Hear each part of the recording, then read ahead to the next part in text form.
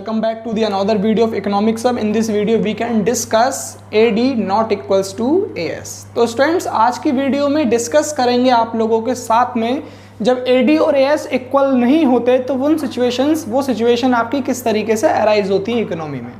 तो students last video में हमने डिस्कस किया था आप लोगों के साथ में इक्विलिब्रियम आउटपुट की थ्योरी, जो आपकी फर्स्ट उसकी अप्रोच हमने डिस्कस की थी AS इक्वल्स टू AD। और स्टूडेंट्स आज की वीडियो में डिस्कस करेंगे जब AS AD से ग्रेटर होता है या फिर AS AD से लेस देन होता है तो इकोनॉमी में क्या सिचुएशन अराइज होती है। तो चलिए स्टूडेंट्स आप लोगों से एक रिक्वेस्ट है, अगर आपने हमारे चैनल को अभी तक सब्सक्राइब नहीं किया है तो प्लीज़ हमारे चैनल को सब्सक्राइब करें। और कंसेप्ट आता है आपके सामने what happen if AS greater AD।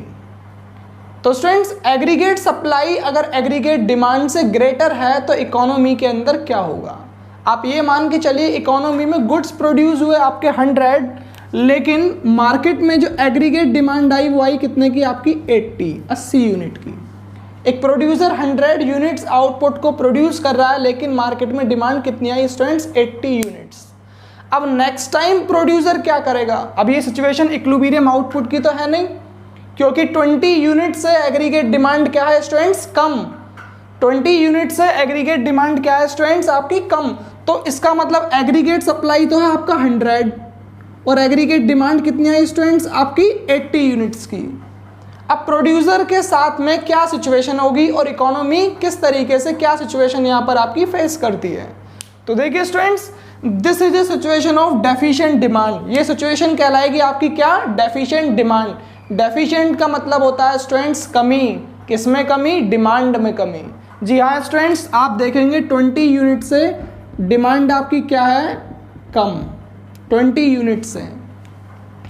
As a result some of goods remain unsold. इसका मतलब क्या है, अगर इस रिजल्ट के बिहाफ पर हम देखते हैं स्टूडेंट्स तो इकोनॉमी में कुछ गुड्स हैं जो अभी भी आपके अनसोल्ड, मतलब अभी वो आपके सेल नहीं हुए हैं।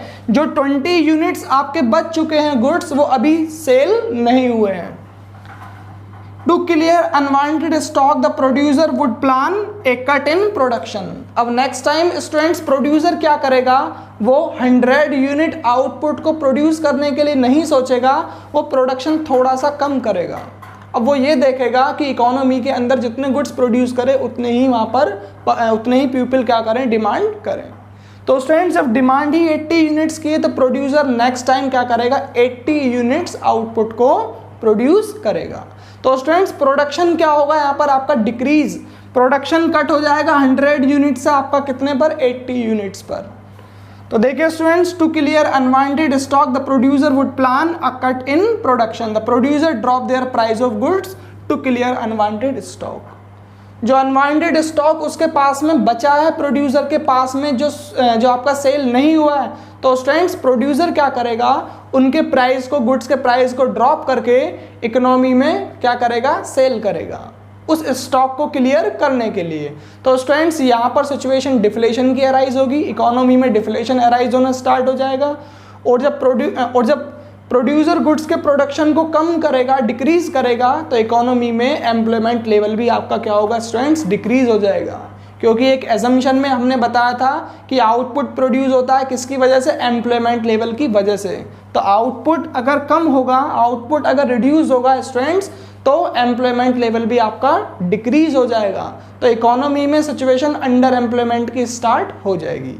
तो स्टूडेंट्स इन कंसेप्ट के बारे में और भी डीपली डिस्कस करेंगे इसके next chapter, problem of deficient demand and excess demand. वो पूरा चैप्टर इन्हीं पॉइंट्स पर आपका बेसिस है। स्टूडेंट्स नेक्स्ट पॉइंट इसमें आपका आता है what happen if AS less than AD।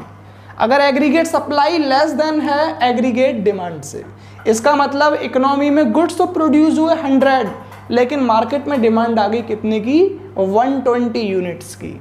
तो देखिए स्टूडेंट्स, इकोनॉमी के अंदर गुड्स प्रोड्यूस हुए आपके 100 यूनिट्स और मार्केट में डिमांड आती है 120 यूनिट्स की।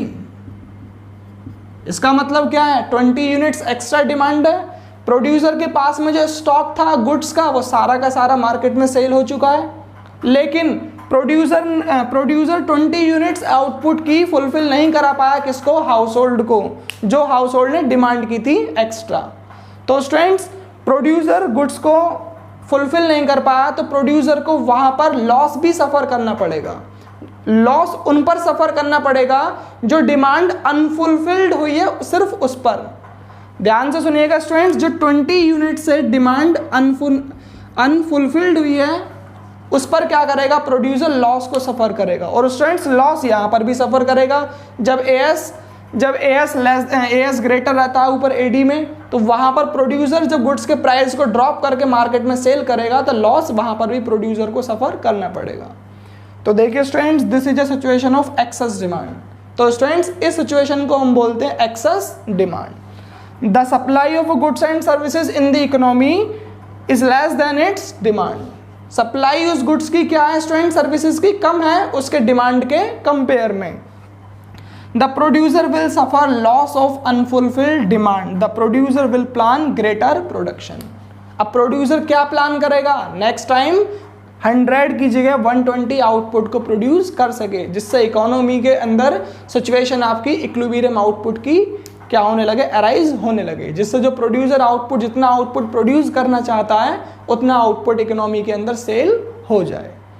तो स्टूडेंट्स ये थे कंसेप्ट आपके किसके, what happen if AS greater AD and AS less then